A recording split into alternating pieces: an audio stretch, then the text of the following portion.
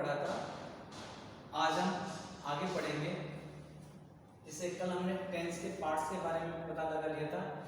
जैसे tense 3 parts में divide किए गए हैं, ये इतना कल हमने टेबल से सीख लिया था। जैसे प्रेजेंट टेंस,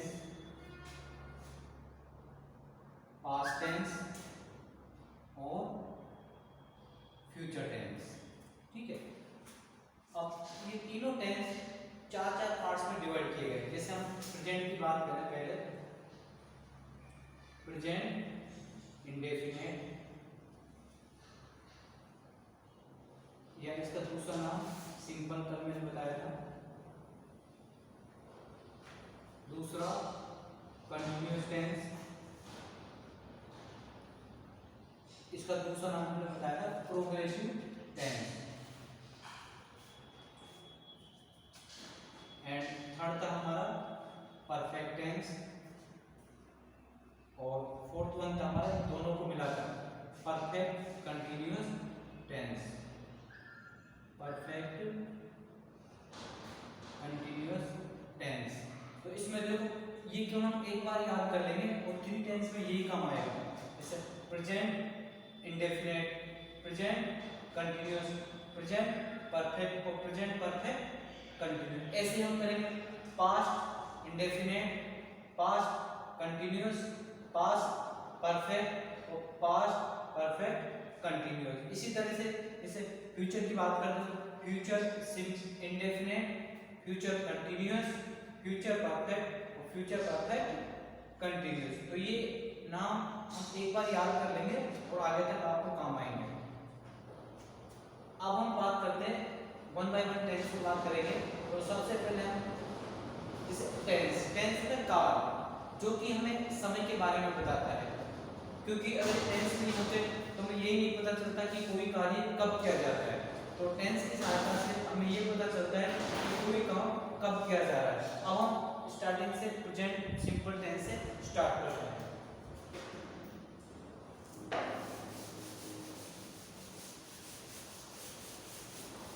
सबसे पहले हम बात करेंगे present indefinite tense.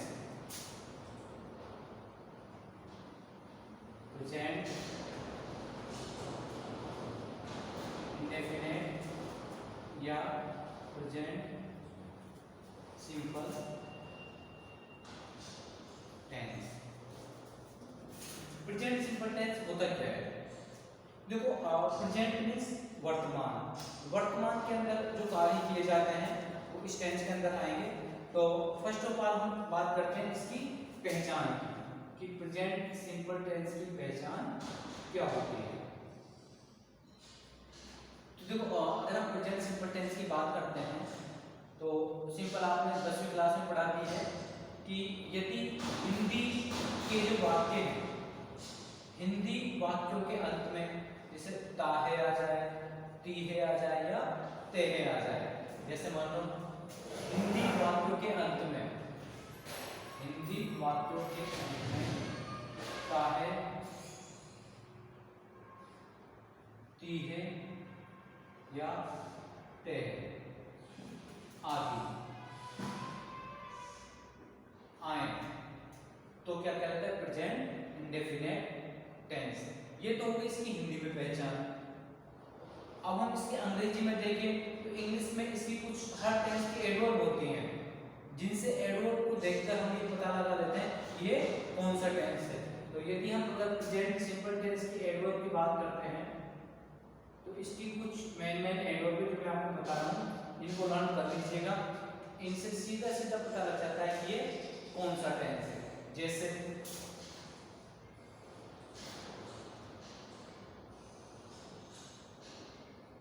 Usually,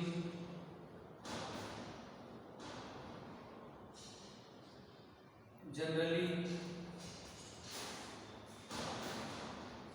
daily,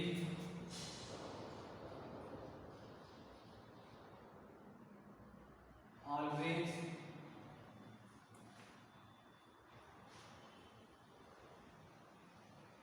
often,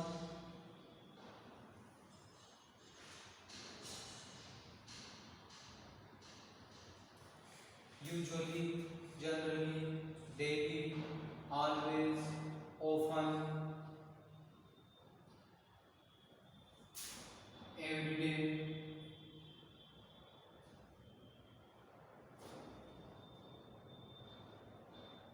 never. ये कुछ ऐसे एडवर्ब है जो हमें प्रेजेंट टेंस के बारे में बताती है। जैसे यूजुअली आमतौर पर, जनरली सामान्यतः, डेली रोजाना, ऑलवेज हमेशा, ऑफन प्राय, एवरीडे प्रतिदिन, नेवर कभी नहीं। तो ये कुछ these are the adverb which shows the present simple tense. तो in English you have to learn this adverb and Hindi में ये आप इनको याद करेंगे। तो ये होगी हमारी प्रेजेंट सिंपल टेंस की पहचान। अब हम बात करते हैं इसकी हेल्पिंग वर्ब की। कल हमने टेबल की सहायता से इनकी हेल्पिंग वर्ब के बारे में पढ़ लिया था कि प्रेजेंट सिंपल टेंस की जो हेल्पिंग वर्ब होती है वो दो होती है, डू और डज। अब हम बात करते हैं इसकी मेन वर्ब की। तो मेन वर्ब जैसे हमने कल पढ़ा था, वर्ब की फर्स्ट फॉर्म के साथ एस या ईएस। अब हमें दो चीजें क्लियर करनी है कि एस या ईएस का प्रयोग कहाँ होता है। जैसा कि हमने कल की क्लास में देखा था, मैंने आपको बताया था कि कल जब टेंस को एक्सप्लेन करेंगे तब इनके बारे में पढ़ेंगे, या डू और डज का प्रयोग कहाँ किया जाता है। तो dear student, present simple tense के जो सिंपल सेंटेंस होते हैं, साधारण वाक्य होते हैं, साधारण वाक्यों में डू और डज का प्रयोग नहीं किया जाता है। डू और डज का प्रयोग केवल नेगेटिव मतलब नकारात्मक वाक्यों में किया जाता है। तो अब एक तो ये देखिए कि डू और डज का प्रयोग किस सब्जेक्ट के साथ में किया जाता है, और फिर किसके साथ एस लगेगा, किसके साथ ईएस लगेगा। देखते हैं।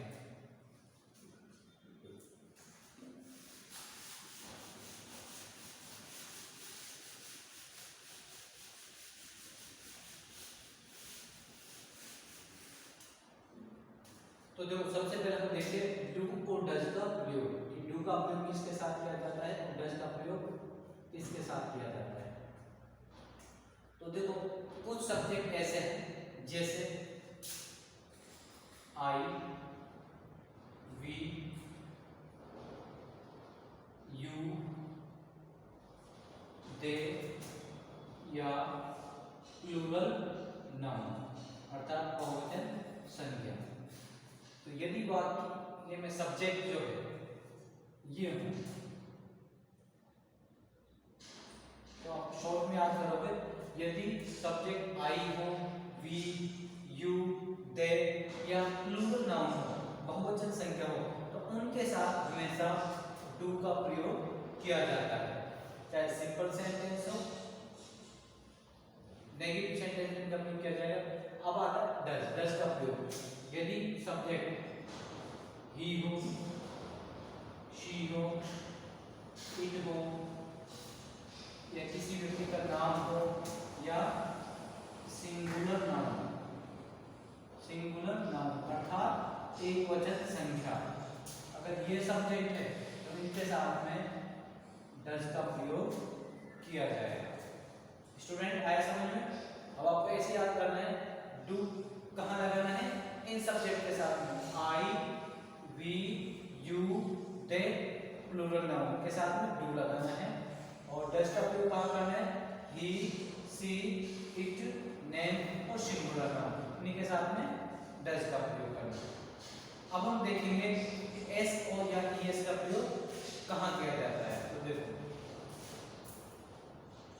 एस या ईएस का प्रयोग कहाँ होता है, वर्ब की फर्स्ट फॉर्म के अंत में। इसका प्रयोग कहाँ किया जाएगा कि वर्ब की फर्स्ट फॉर्म के साथ एस या ईएस हम कहाँ लगाते हैं। तो इसका है, यदि किसी वर्ब के अंत में, ठीक है, यदि किसी वर्ब के अंत में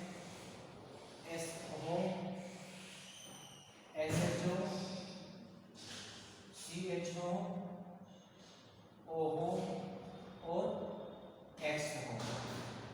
ये 5 वर्ड्स आपको याद रखना है। यदि किसी वर्ग के अंत में S, S H, C H, O और एक्स हो तो उस वर्ग के अंत में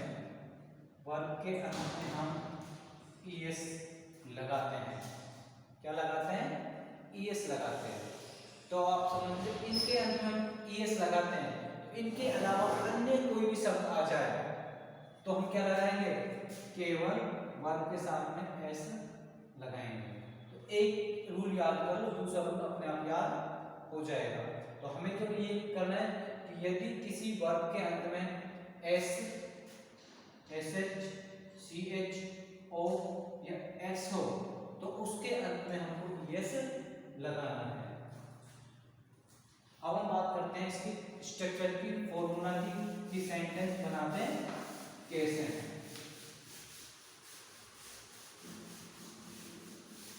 किसी भी सेंटेंस के 3 पार्ट्स होते हैं: simple sentence, negative sentence and interrogative sentence. तो सबसे पहले हम बात करते हैं सिंपल या अफर्मेटिव सेंटेंस। अफर्मेटिव सेंटेंस, इनको हम सिंपल सेंटेंस अर्थात साधारण वाक्य भी कह सकते हैं।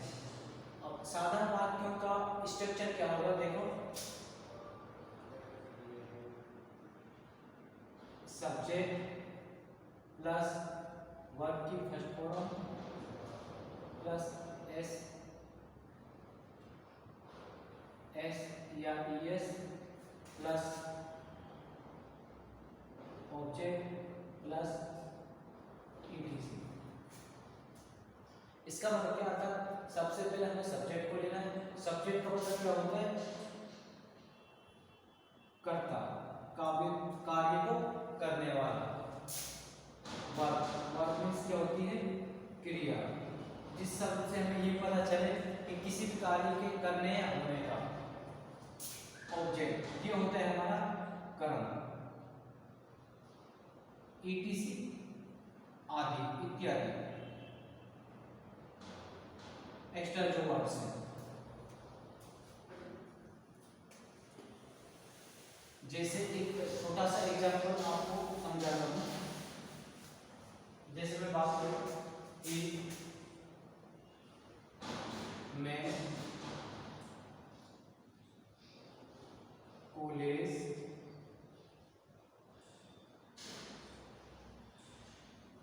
जाता हूं, ठीक है। एक सिंपल सा वाक्य है, मैं कॉलेज जाता हूं। तो मैं, ये हो गया इसका सब्जेक्ट। जाना कार्य हो गया, तो ये हो गया हमारी वर्ब। तो कहाँ जाता है? कॉलेज, ये हो गया हमारा ऑब्जेक्ट। अब हम इसको रूल के अकॉर्डिंग बना सकते हैं। सबसे पहले क्या आएगा? सब्जेक्ट। अब हम बताएंगे, जैसे आप देखो मैं को इंग्लिश में क्या बोलते हैं? सब्जेक्ट होता है इसका आई, ठीक है। जाना, जाने की गो।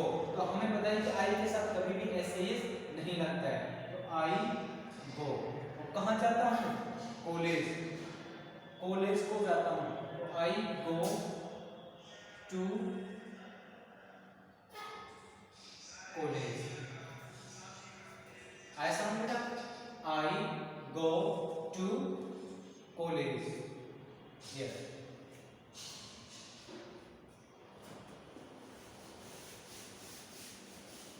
इसी वाक्य को हम इस तरह लिखें, वह कॉलेज जाता है। तो अब इसमें थोड़ा परिवर्तन आ जाएगा। वह सब्जेक्ट, कॉलेज ऑब्जेक्ट और ये वर्ब,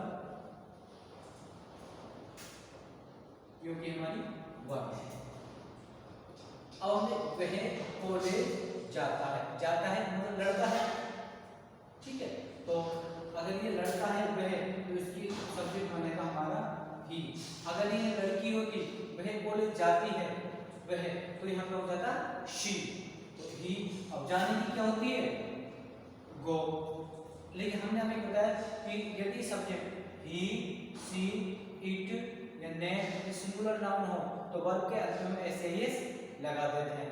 गो, गो के अंत में क्या देना है? ओ 5 शब्दों में हम क्या लगा देंगे? ES। He goes to college. ठीक है। अगर मान लो ये वाक्य यहाँ पे जाता के बजाय जाती होता, वह कॉलेज जाती है। अगर मान लो हम ऐसे करते हैं, वह कॉलेज जाती है, तो जाती है लड़की है तो ये आ जाएगा शी गोज टू कॉलेज। आया समझ? सब्जेक्ट का ही का प्रयोग बॉयज के लिए किया जाता है, शी का प्रयोग गर्ल के लिए किया जाता है।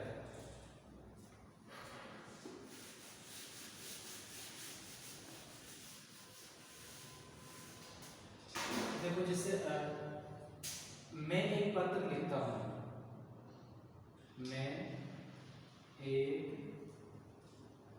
पत्र लिखता। तो देखो मैं का सब्जेक्ट बन गया हमारा आई, लिखना ये हो गया हमारी वर्ब। लिखने में क्या होता है? राइट, वर्ब की फर्स्ट फॉर्म आई राइट। क्या लिखते हो? पत्र। कितना? एक पत्र। I write a letter. I write a letter, मैं एक पत्र लिखता हूँ।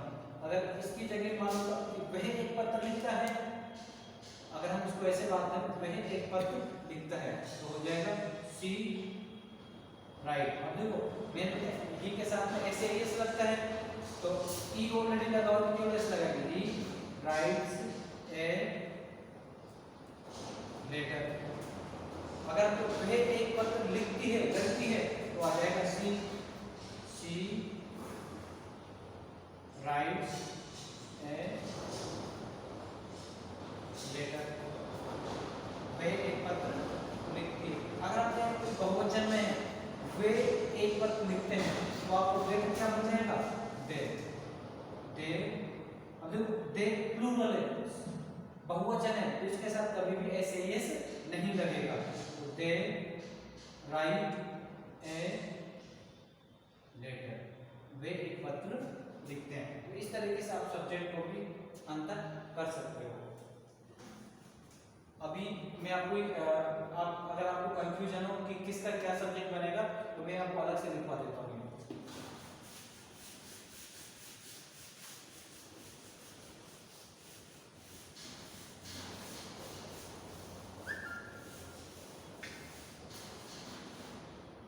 जैसे लगभग जो सब्जेक्ट के रूप में जिनका प्रयोग किया जाता है,